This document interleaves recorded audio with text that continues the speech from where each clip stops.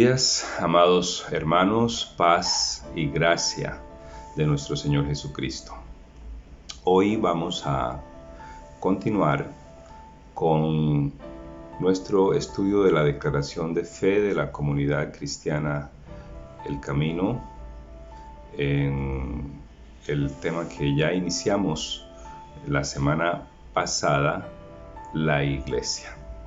La iglesia, ya el pastor Carlos Quintero comenzó con una gran introducción de mucha claridad y hoy vamos a continuar en este tema que he llamado Jesucristo es el fundamento de la iglesia, de su iglesia. Y vamos para eso a tomar como texto principal el Evangelio de Mateo, el capítulo 16. El capítulo 16, y vamos a leerlo desde el verso 13 hasta el 19. Dice así la palabra de Dios. Viniendo Jesús a la región de Cesarea de Filipo, preguntó a sus discípulos, diciendo, ¿quién dicen los hombres que es el Hijo del Hombre? ¿Quién dicen los hombres que es el Hijo del Hombre? Ellos dijeron, unos Juan el Bautista, otros Elías y otros Jeremías o alguno de los profetas. Él les dijo, ¿y ustedes quién decís que soy yo? ¿Y ustedes quién decís que soy yo? Respondiendo Simón Pedro dijo, tú eres el Cristo, el Hijo del Dios viviente. Entonces le respondió Jesús, bienaventurado eres Simón, hijo de Jonás, porque no te lo reveló carne ni sangre, sino mi Padre que está en los cielos. Y yo también te digo que tú eres Pedro, y sobre esta roca edificaré mi iglesia, y las puertas del Hades no prevalecerán contra ella. Y a ti te daré las llaves del reino de los cielos, y todo lo que atares en la tierra será atado en los cielos, y todo lo que desatares en la tierra será desatado en los cielos. Oremos. Señor, bendice tu palabra y que tú, Señor, a través de ella estés también hablando a nuestro espíritu, dándonos entendimiento, dándonos fortaleza, edificación para la gloria de tu nombre. Te lo pedimos en el nombre de Jesús. Amén. Este es un pasaje muy importante, un pasaje trascendente, un pasaje donde hay una gran pregunta. Esa pregunta es, ¿quién dice la gente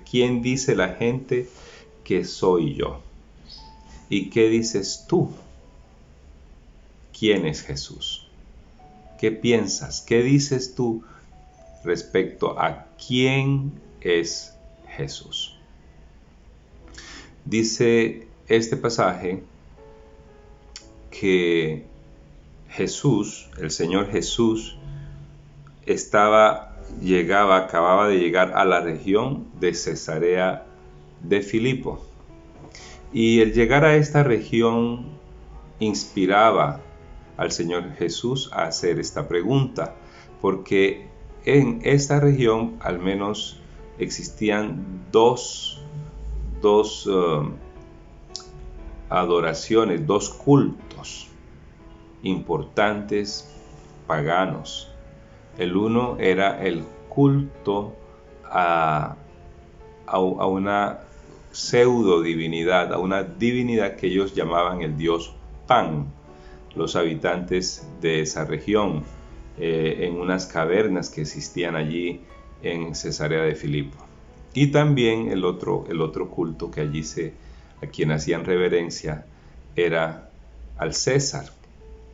Entonces era una región, ¿sí?, cercana a 40 kilómetros de la costa marítima, donde se realizaban este culto a falsos dioses. Esto inspiraba para decir, bueno, entonces, ¿quién es el verdadero Dios?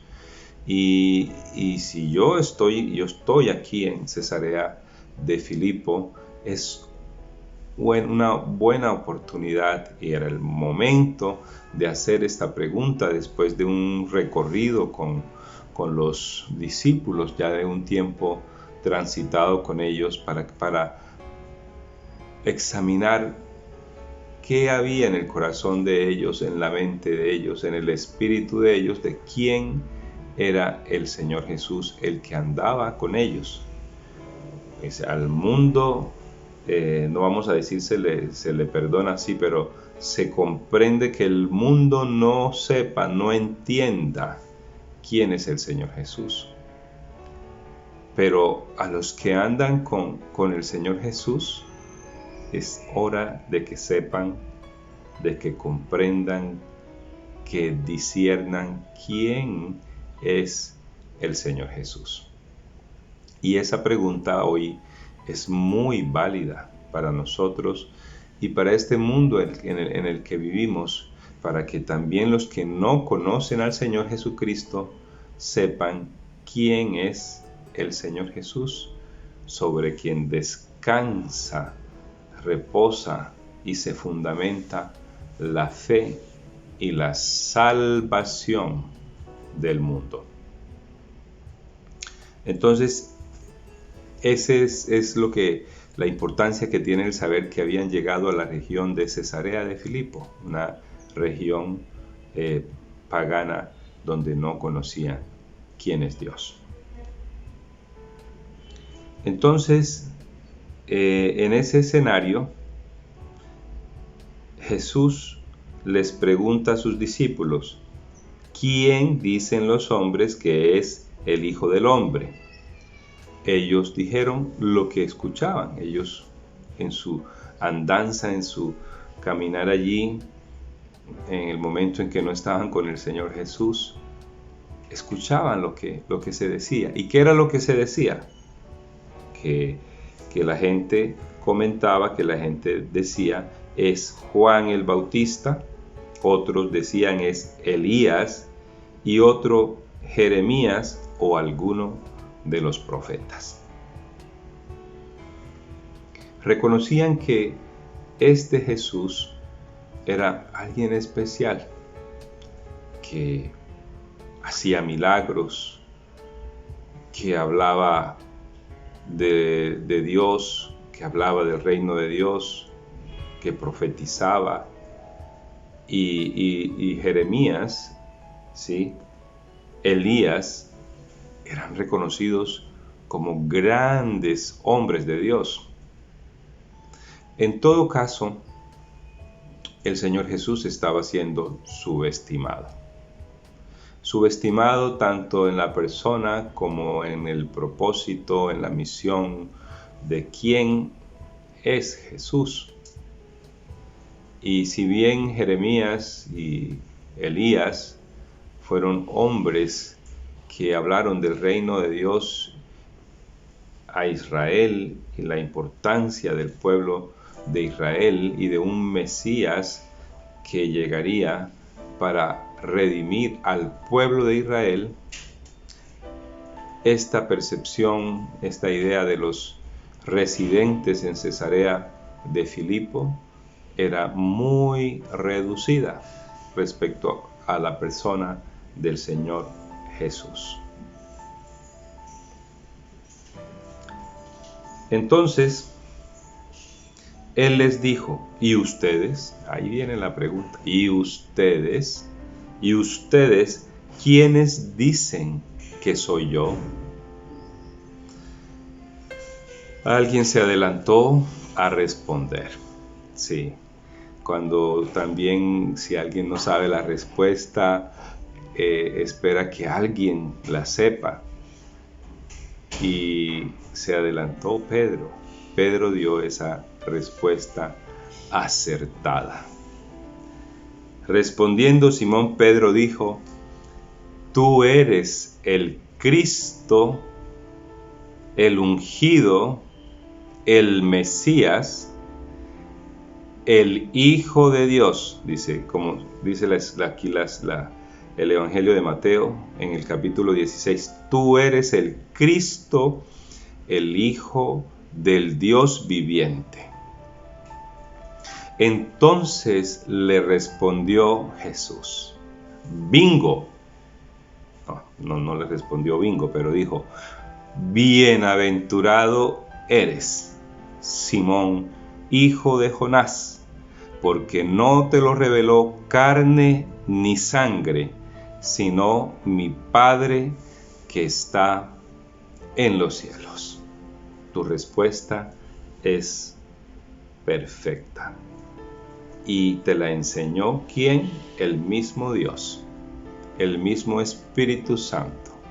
No fue un hombre, no fue una persona de carne y hueso el que te reveló esto, el que te enseñó esto, sino la misma revelación del Espíritu Santo. Estás en lo cierto, Pedro. Estás en lo perfecto. Y de los tantos nombres que en la Biblia se hablan del nombre de Jesús, del Señor Jesús, el Alfa y la Omega, el principio y el fin, el primero y el último, el que tiene las llaves del Seol, el que abre y nadie puede cerrar, el pastor de los pastores. Bueno, de todos esos nombres hay un nombre que encabeza la lista sobre todos los nombres. El Rey de Reyes, Señor de Señores, ese nombre es Jesucristo, el Mesías, el Cristo, el Hijo de Dios. Aquí le añade Mateo el Hijo del Dios viviente. Y dice el Hijo del Dios viviente para diferenciarlo de los dioses falsos que son muertos. Porque este es el verdadero y único Dios viviente, creador de los cielos y la tierra, el Dios vivo, porque los demás están muertos, o son imágenes, o son demonios, son otras cosas, y son criaturas y no creador. Así que dice en esta confesión por el Espíritu Santo, Pedro dice, eres el Cristo, el Hijo del Dios viviente. Afortunado eres Pedro, bendecido, dichoso, que sabes esto, que te ha sido revelado. Entonces le respondió Jesús, el bienaventurado eres Simón, hijo de Jonás, hijo de hombre, hijo de mortal, porque no te lo reveló carne ni sangre, sino mi Padre que está en los cielos. Y yo también te digo que tú eres Pedro, tú eres Cefas, Kefas, piedra en arameo. Y sobre esta roca edificaré mi iglesia. En este pasaje, en este punto en especial, sobre esta piedra edificaré mi iglesia, entonces existen diversas interpretaciones en la iglesia, en la tradicional. Ellos dicen que esa roca es Pedro, ¿sí? Otros dicen que esa roca es la fe. Pero hoy, haciendo énfasis, como he llamado en este estudio, Jesucristo es el fundamento de su iglesia, el fundamento de la verdadera y única iglesia. Este es el pasaje en la Biblia, en el Nuevo Testamento, el primer pasaje donde se utiliza la palabra eclesía. Y eclesía es una palabra utilizada en el griego, en el secular, para hablar de asamblea. Sí, para hablar de asamblea. Es la palabra que aquí utiliza el Espíritu Santo, le da al evangelista Mateo para llamar a la iglesia. Por eso podrían hablarse de muchas eclesías, pero aquí no se está hablando de cualquier eclesía. Aquí se está hablando como cuando se dice el camino. Hay muchos caminos, pero el camino es uno solo, es el Señor Jesucristo. Y aquí se está hablando de la eclesía y se refiere a la iglesia del Señor Jesucristo, la que está conformada por los salvos, por los redimidos, por la sangre de Cristo, por los que hemos sido reconciliados con Dios y sellados por el Espíritu Santo para vida eterna. La reunión de los santos para ir afuera y proclamar esa salvación.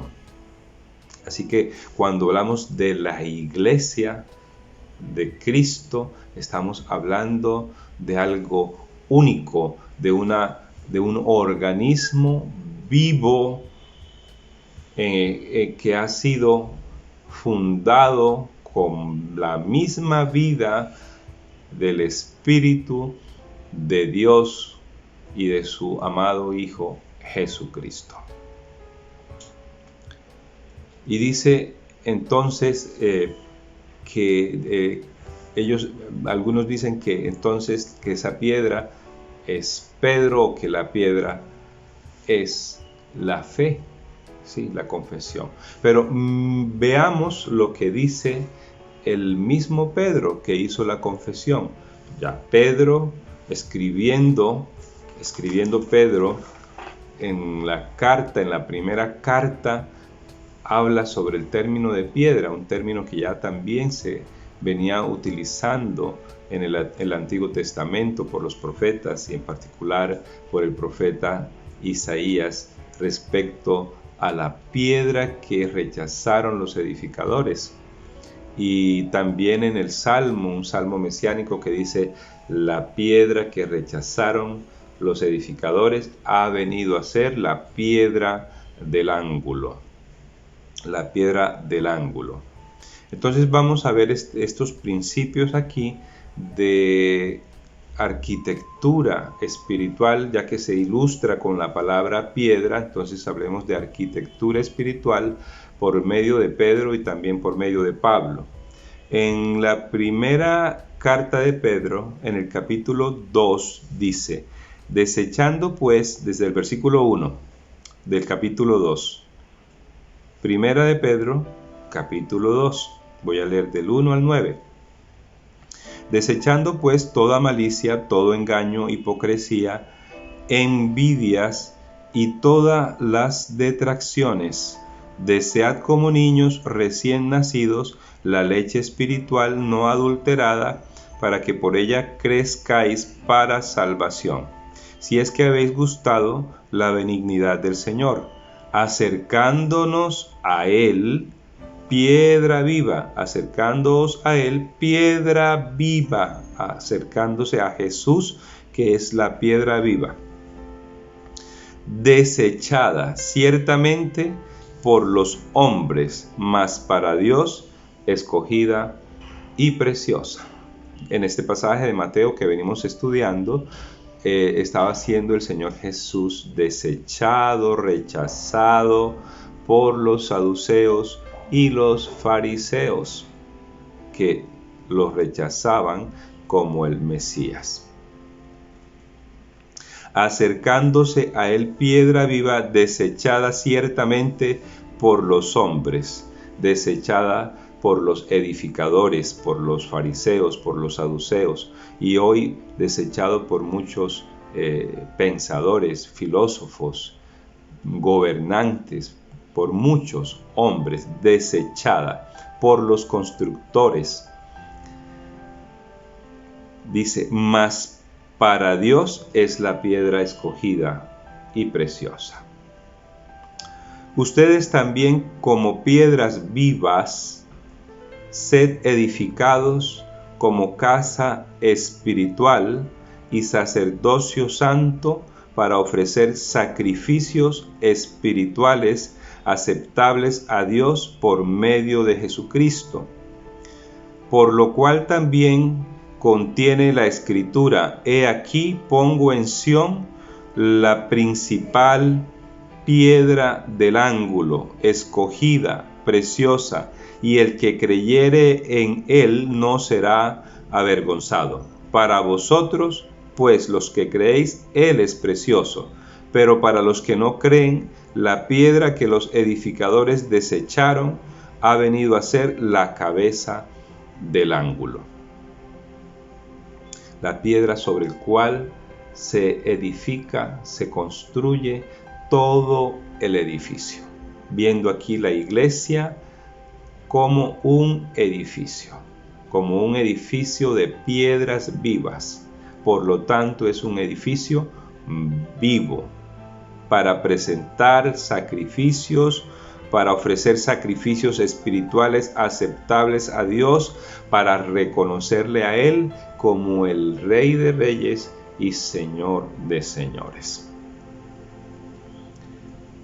Entonces dice, por lo cual también contiene la Escritura: pongo en Sión la principal piedra del ángulo, escogida, preciosa, y el que creyere en él no será avergonzado.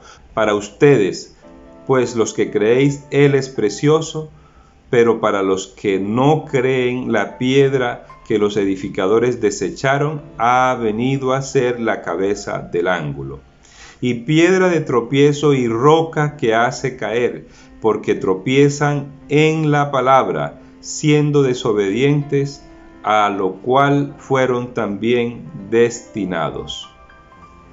Mas vosotros sois linaje escogido, real sacerdocio, nación santa, pueblo adquirido por Dios, para que anunciéis las virtudes de aquel que los llamó de las tinieblas a su luz admirable. Entonces aquí nos habla del término de piedra, pero nos está hablando de la piedra fundamental, de la piedra angular, que es el Señor Jesucristo. Veamos también, hablando de esta arquitectura espiritual, primera a los Corintios, del capítulo 3.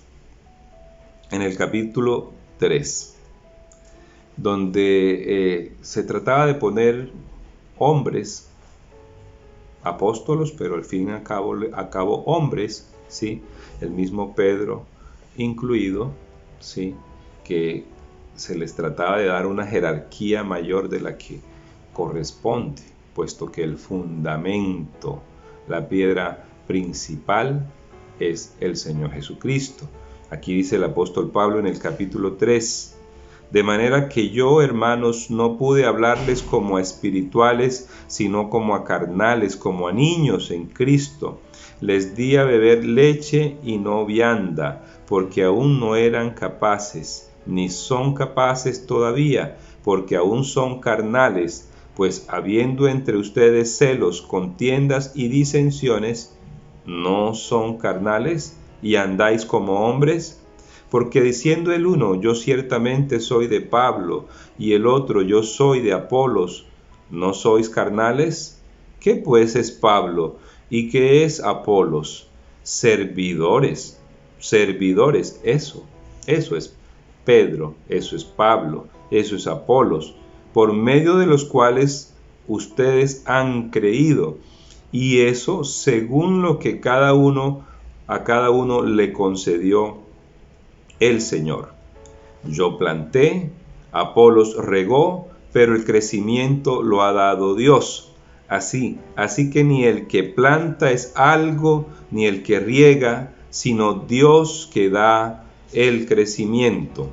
Y el que planta y el que riega son una misma cosa, aunque cada uno recibirá su recompensa conforme a su labor. Porque nosotros, ¿qué somos?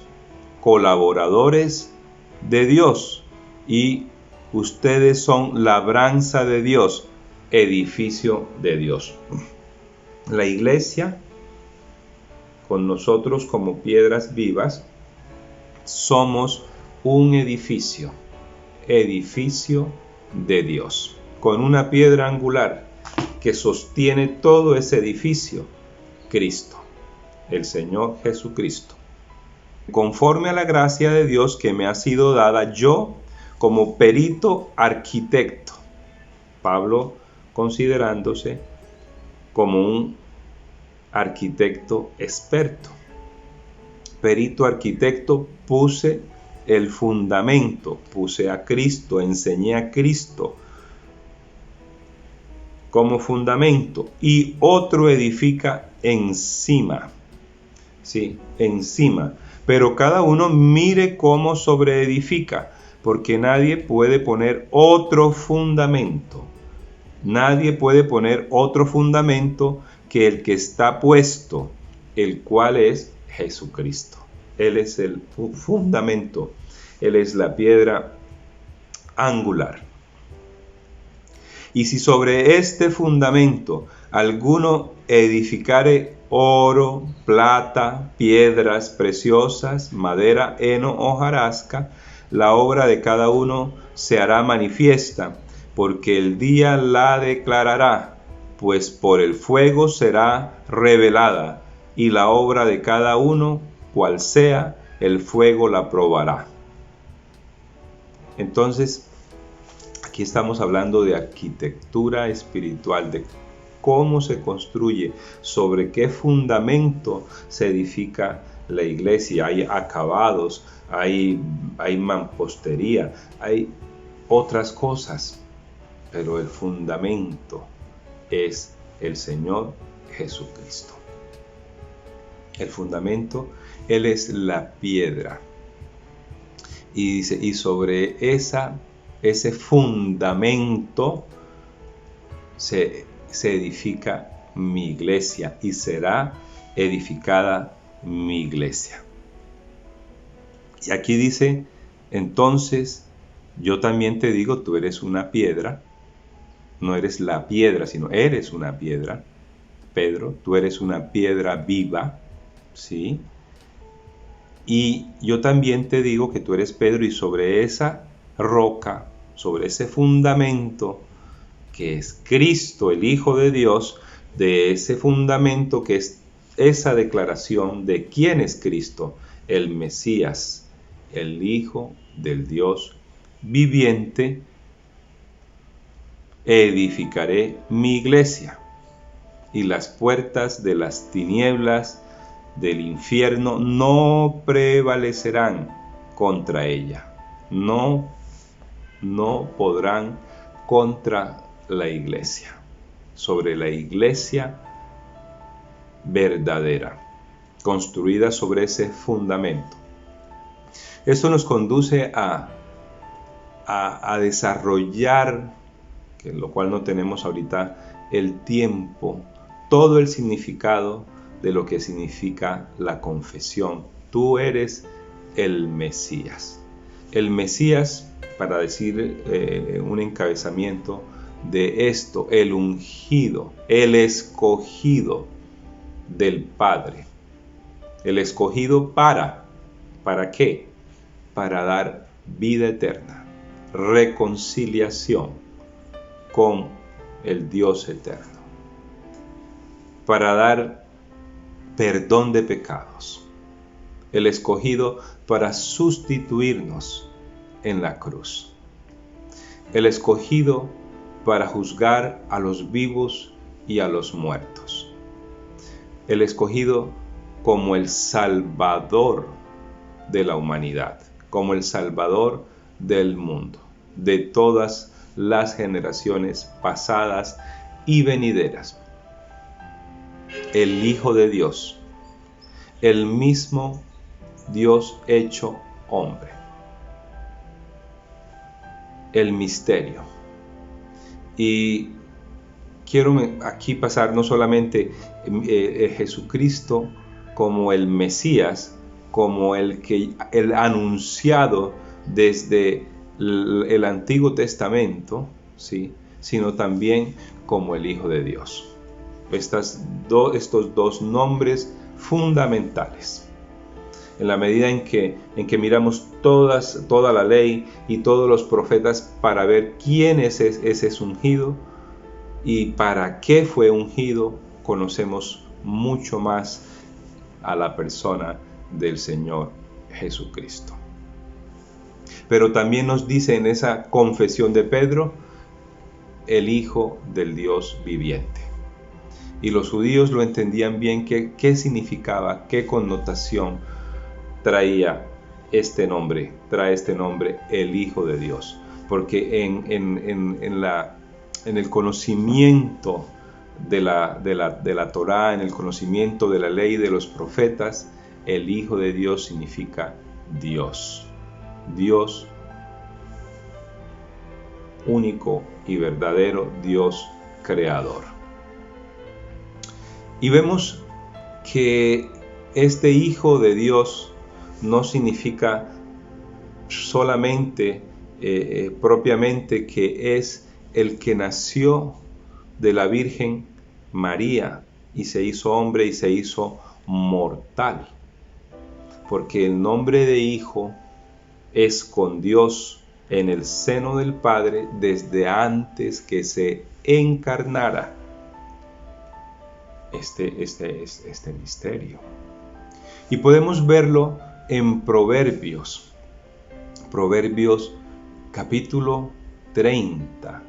Este proverbio que aquí no es de Salomón, sino de Agur, hijo de Jaque, en la revelación que el mismo Dios le dio a Agur, y que Agur, hijo de Jaque, le cuenta a Itiel y a Ucal, en el versículo 1 y 2 de Proverbios. Es interesante porque en este versículo Agur le dice a Itiel y a Ucal: yo no soy teólogo, yo no soy sabio, yo soy un hombre simple, soy el más simple de los hombres, ¿sí? No tengo estudios, no tengo esa capacidad, pero díganme ustedes, Itiel y Ucal, que sí eran como hombres estudiosos, ¿quién fue el que amarró los vientos en sus puños? ¿Quién fue el que le puso linderos a la tierra y a las aguas? ¿Quién fue el que subió y luego el que subió y el que descendió? Y díganme el nombre del Padre y del Hijo. Eso es sorprendente, porque aquí esto lo está diciendo, está hablando que Dios tiene un Hijo, que Dios es con el Hijo y que Dios es creador con el Hijo. Lo está diciendo antes de que Jesús naciera de una virgen. Y nos está hablando aquí del Hijo de Dios. de Dios el Padre, que es uno con el Hijo. Y ahora Pedro en su confesión nos está diciendo: tú eres el Hijo de Dios, ese que es desde la eternidad, ese que es creador con el Padre, con el Espíritu Santo, desde la eternidad. Tú eres ahora el que se encarnó, el que vemos aquí ya adulto. Tú eres ese mismo que has sido desde siempre, desde la eternidad. Qué gran confesión, qué gran revelación. Y esa revelación no se la dio ningún hombre, sino el mismo Dios, creador, único y verdadero. Y ese conocimiento, porque existen declaraciones de muchos otros que dicen: no, ese Jesús es un profeta, ese Jesús fue un gran hombre, ese Jesús es un maestro, un rabino. Es eso. Ese Jesús fue un revolucionario, un hombre como Gandhi, un hombre como Mahoma, un hombre como muchos otros, como otros hombres buenos. Pero no, este Jesús es el Hijo de Dios, el que creó los cielos y la tierra. Las cosas fueron hechas por Él, por medio de Él y para Él, como dice el Evangelio de Juan. Ese es el Jesús en el que nosotros creemos. Hay otros Jesús que han inventado, que han tratado de distorsionar. Otros que dicen que Jesús no vino en carne.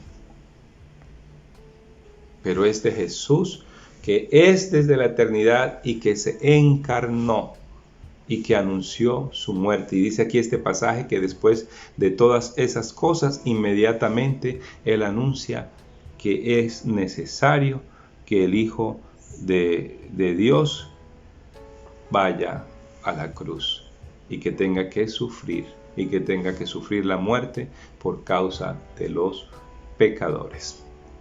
Es el mismo Jesús que fue a la cruz, que murió y que resucitó. Ese es el fundamento de nuestra fe y es lo que Pedro confesó, y que en esas dos palabras de Mesías, en esos dos títulos de Mesías y Dios y el Hijo del Dios viviente, está incluyendo, está involucrando, está implicando muchas más cosas de quién es la persona del Señor Jesucristo. Es el fundamento de la iglesia, sobre el cual se edifica la iglesia y sobre el cual se sobreedifica con oro, con plata, con piedras preciosas por los que han sido edificadores de la iglesia. Pero es el mismo Señor quien edifica su casa. Y si el Señor no edifica su casa, como Él la edifica y como Él dice que es su casa, en vano trabajan los edificadores. Y sobre esta iglesia las puertas del Hades no prevalecerán, no podrán vencer, porque es el mismo Dios quien la sustenta. Dice: y a ti te daré las llaves de la iglesia. Y aquí también hay muchos conceptos y muchos temas de respecto a que Pedro tiene las llaves, y así lo representan en cuadros con dos llavecitas cruzadas, y que es Pedro quien define quién entra y quién no entra al reino de los cielos. Otros toman esta declaración para decir y atar aquí entonces a los demonios y desatar, y muchas cosas aquí se dicen.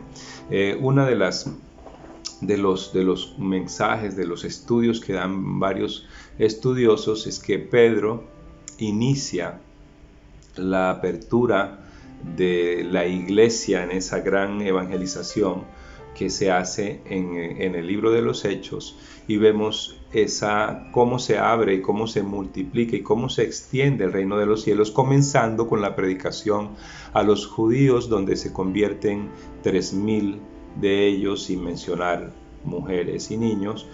Se convierten 3,000 y luego 5,000, pero luego también se ve la conversión de los samarios a través de la evangelización de Felipe, pero como luego van Pedro y Juan como los principales de los apóstoles para también confirmar esa obra evangelística, y luego también la predicación a los gentiles, que aunque fue un ministerio principal dado al apóstol Pablo, vemos también cómo Dios le habla en visión para encontrarse con Cornelio, y allí también se da una muestra de cómo se abre el reino de los cielos a los gentiles.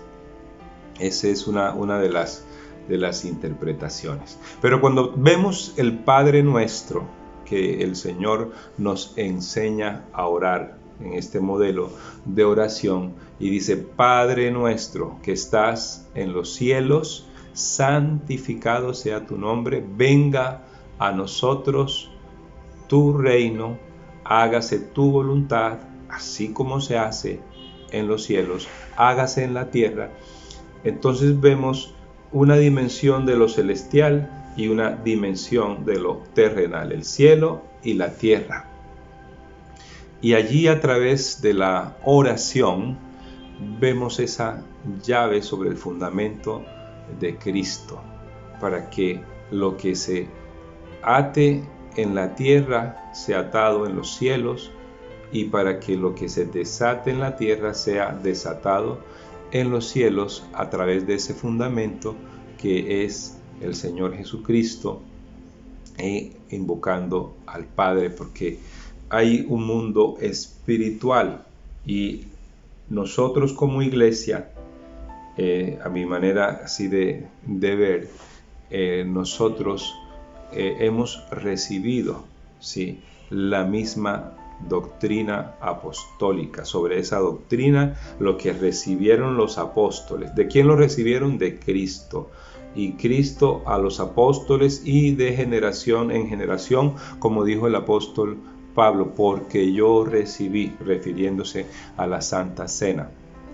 Y lo mismo, como decía en Primera de Juan capítulo 1, versículos del 1 al 3, dice: lo que hemos visto, lo que hemos oído, lo que han palpado nuestras manos respecto al verbo divino, de eso hablamos. Estas llaves fueron entregadas a Pedro, pero fueron entregadas a toda la iglesia. La llave del mensaje del Evangelio, del mensaje vivo a través del mismo Señor Jesucristo, que es el que determina, fundamenta nuestra fe, que es por la palabra, que es por el oír, y el oír es por la palabra, y es la llave que da la autoridad, porque la llave es un signo de autoridad, que es por medio de la fe. La iglesia tiene una autoridad delegada en la fe, a través de la fe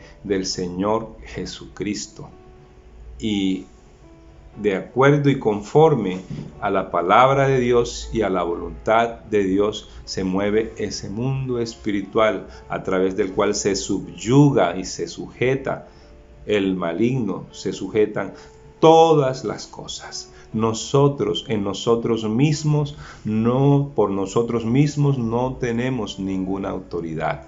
Es una autoridad delegada por el Señor Jesucristo, y no conforme a lo que a mí se me ocurra, sino conforme a su voluntad, conforme a su soberanía, y es la llave que Dios le ha concedido a la iglesia.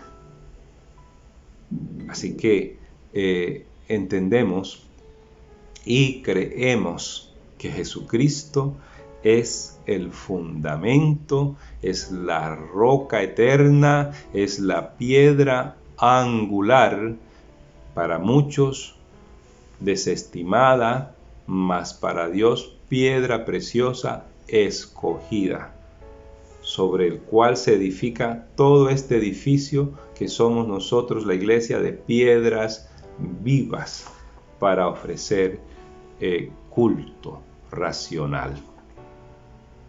Este es el fundamento de nuestra fe y el fundamento de la iglesia, que Jesucristo es el enviado del Padre, el Mesías, y Jesucristo es Dios, el Dios Hijo del Dios viviente.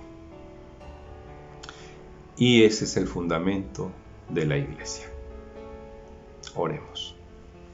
Bendito Dios y Padre celestial, te damos gracias por esta revelación a nuestros corazones, porque no ha sido por convicción de carne de otra persona con argumentos, porque nuestra fe no descansa sobre lo que el hombre ha dicho, sino sobre lo que tú nos has revelado por medio de tu palabra, por la obra de tu Espíritu Santo. Por eso te damos gracias, porque hemos sido engendrados por la fe en el Señor Jesucristo, hemos sido engendrados como nuevas criaturas, como hijos de Dios, adoptados con el espíritu de adopción por el cual te podemos decir, Papito Dios, Abba Padre, gracias, porque es tu Espíritu Santo el que da convicción a nuestro espíritu de que somos hijos de Dios, de que somos miembros de la iglesia del Señor Jesucristo, de la familia de Dios, que tenemos vida eterna, que nuestros pecados han sido perdonados y que la obra tuya sigue creciendo y se sigue perfeccionando en nosotros, porque en ti confiamos, Padre, y en tu Hijo amado Jesucristo, a quien diste para salvación, para perdón, para reconciliación contigo. Gracias te damos en Cristo Jesús. Amén y amén.